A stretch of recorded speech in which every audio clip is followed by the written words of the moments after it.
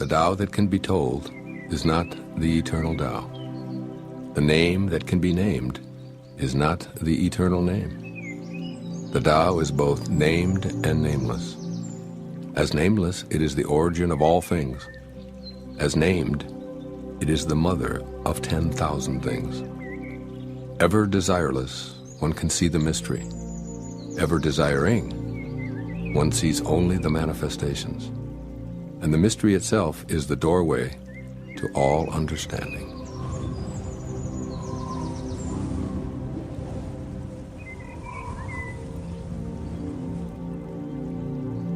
Under heaven, all can see beauty as beauty only because there is ugliness. All can know good as good only because there is evil. Being and non-being produce each other. The difficult is born in the easy. Long is defined by short, the high by the low. Before and after go along with each other. So the sage lives openly with apparent duality and paradoxical unity. The sage can act without effort and teach without words, nurturing things without possessing them. He works, but not for rewards. He competes, but not for results. When the work is done, it is forgotten.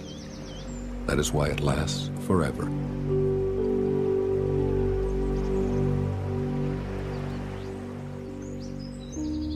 Putting a value on status will create contentiousness. If you overvalue possessions, people begin to steal. By not displaying what is desirable, you will cause the people's hearts to remain undisturbed. The sage governs by emptying minds and hearts, by weakening ambitions and strengthening bones. Practice not doing. When action is pure and selfless, everything settles into its own perfect place.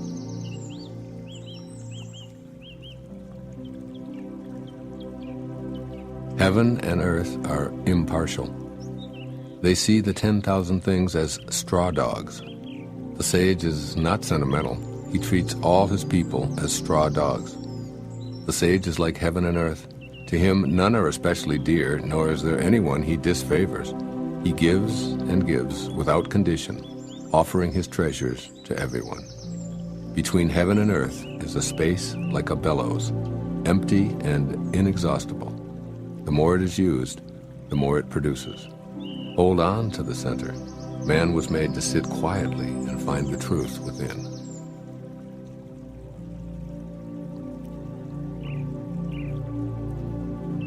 The spirit that never dies is called the mysterious feminine.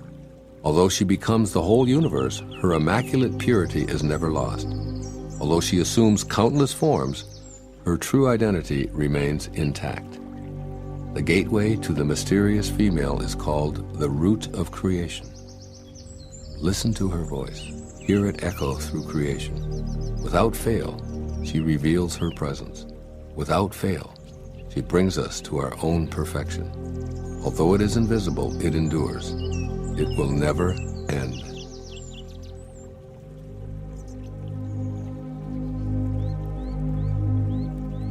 Heaven is eternal. The earth endures. Why do heaven and earth last forever? They do not live for themselves only. This is the secret of their durability. For this reason, the sage puts himself last and so ends up ahead. He stays a witness to life, so he endures. Serve the needs of others, and all your own needs will be fulfilled. Through selfless action, fulfillment is attained.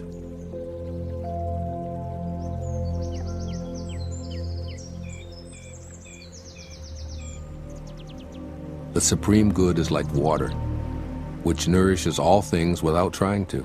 It flows to low places loathed by all men. Therefore, it is like the Tao. Live in accordance with the nature of things. In dwelling, be close to the land. In meditation, go deep in the heart. In dealing with others, be gentle and kind. Stand by your word. Govern with equity. Be timely in choosing the right moment. One who lives in accordance with nature does not go against the way of things. He moves in harmony with the present moment, always knowing the truth of just what to do.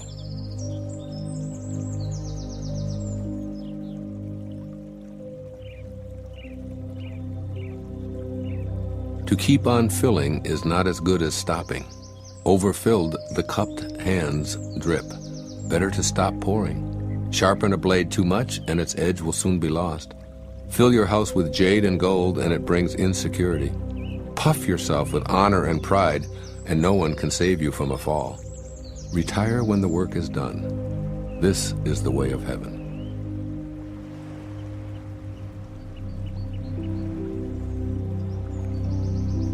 Carrying body and soul and embracing the one, can you avoid separation?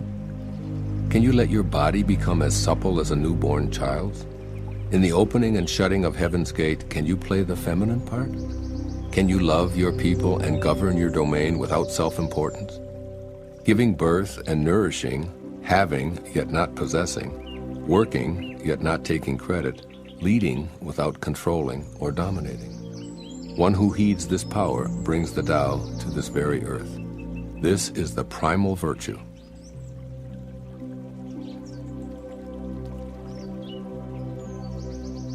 "30 spokes converge upon a single hub. It is on the hole in the center that the use of the cart hinges. Shape clay into a vessel, it is the space within that makes it useful. Carve fine doors and windows, but the room is useful in its emptiness. The usefulness of what is depends on what is not."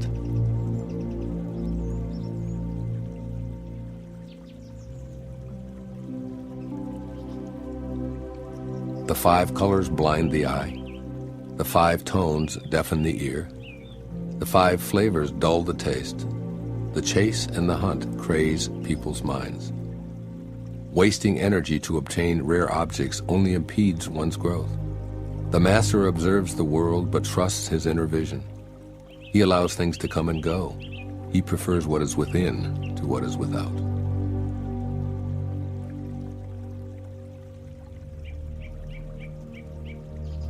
Favor and disgrace seem alarming. High status greatly afflicts your person. Why are favor and disgrace alarming? Seeking favor is degrading, alarming when it is gotten, alarming when it is lost. Why does high status greatly afflict your person? The reason we have a lot of trouble is that we have selves. If we had no selves, what trouble would we have? Man's true self is eternal, yet he thinks, "I am this body and will soon die." If we have no body, what calamities can we have? One who sees himself as everything is fit to be guardian of the world. One who loves himself as everyone is fit to be teacher of this world.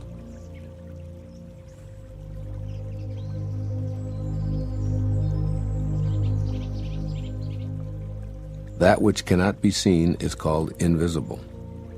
That which cannot be heard is called inaudible. That which cannot be held is called intangible. These 3 cannot be defined, therefore they are merged as one. Each of these 3 is subtle for description. By intuition you can see it, hear it, and feel it. Then the unseen, unheard, and untouched are present as one. Its rising brings no dawn, its setting no darkness. It goes on, unnameable, returning into nothingness. Approach it, and there is no beginning. Follow it, and there is no end. You cannot know it, but you can be it, at ease in your own life. Discovering how things have always been brings one into harmony with the way.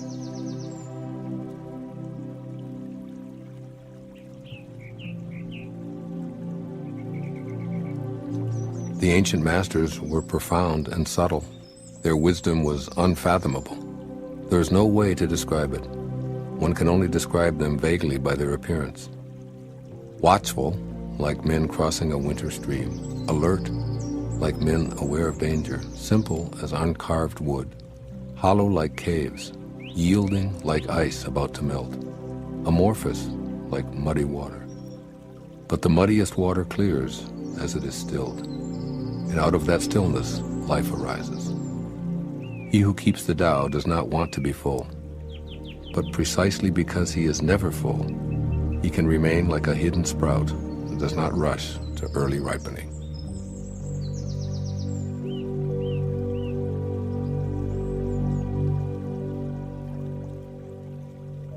Become totally empty. Let your heart be at peace. Amidst the rush of worldly comings and goings, observe how endings become beginnings. Things flourish each by each, only to return to the source, to what is and what is to be. To return to the root is to find peace. To find peace is to fulfill one's destiny. To fulfill one's destiny is to be constant. To know the constant is called insight. Not knowing this cycle leads to eternal disaster. Knowing the constant gives perspective. This perspective is impartial. Impartiality is the highest nobility. The highest nobility is divine. Being divine, you will be at one with the Tao. Being at one with the Tao is eternal. This way is everlasting, not endangered by physical death.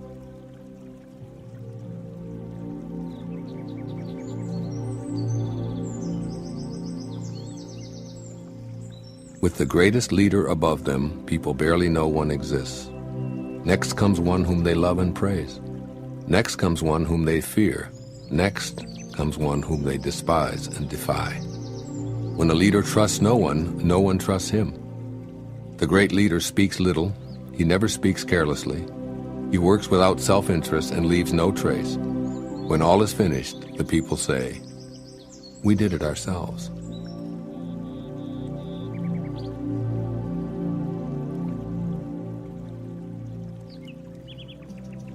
When the greatness of the Tao is present, action arises from one's own heart. When the greatness of the Tao is absent, action comes from the rules of kindness and justice. If you need rules to be kind and just, if you act virtuous, this is a sure sign that virtue is absent. Thus we see the great hypocrisy. When kinship falls into discord, piety and rites of devotion arise. When the country falls into chaos, official loyalists will appear, and patriotism is born.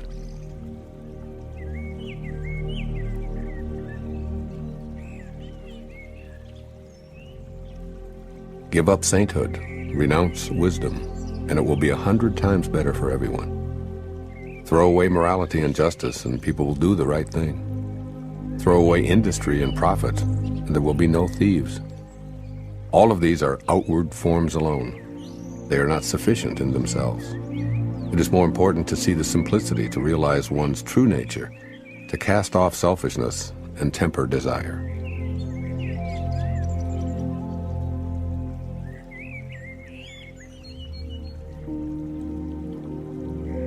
Give up learning and you will be free from all your cares.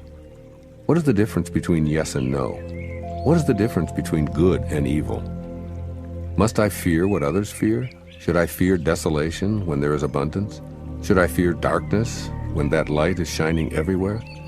In spring, some go to the park and climb the terrace, but I alone am drifting, not knowing where I am.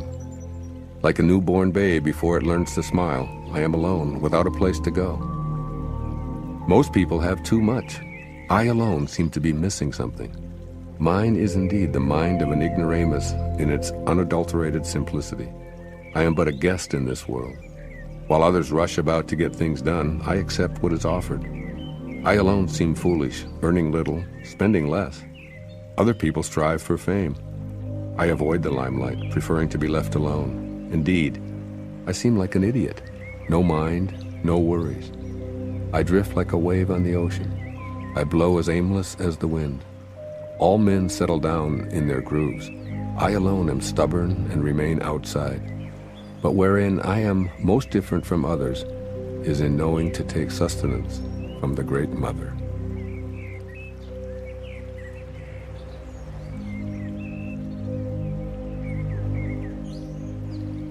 The greatest virtue is to follow the Tao, and the Tao alone. The Tao is elusive and intangible.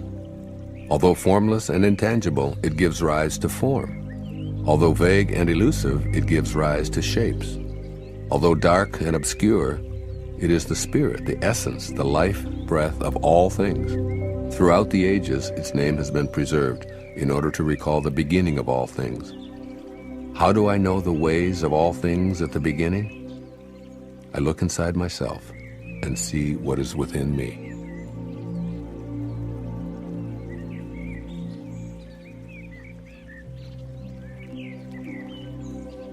The flexible are preserved unbroken. The bent become straight. The empty are filled. The exhausted becomes renewed. The poor are enriched. The rich are confounded. Therefore the sage embraces the one. Because he doesn't display himself, people can see his light. Because he has nothing to prove, people can trust his words. Because he doesn't know who he is, people recognize themselves in him. Because he has no goal in mind, everything he does succeeds. The old saying that the flexible are preserved unbroken is surely right. If you have truly attained wholeness, everything will flock to you.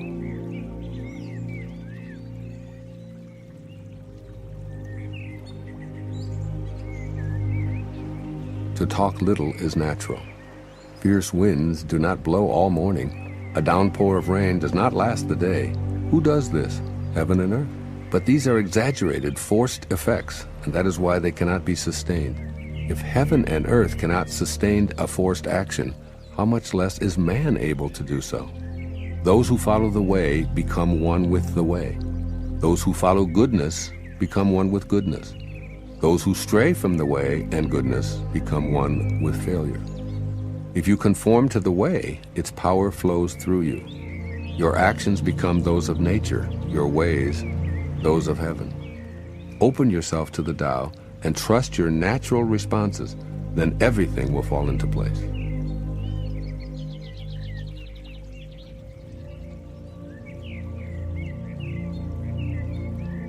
If you stand on tiptoe, you cannot stand firmly. If you take long steps, you cannot walk far. Showing off does not reveal enlightenment. Boasting will not produce accomplishment. He who is self-righteous is not respected. He who brags will not endure. All these ways of acting are odious, distasteful. They are superfluous excesses. They are like a pain in the stomach, a tumor in the body. When walking the path of the Tao, this is the very stuff that must be uprooted, thrown out, and left behind.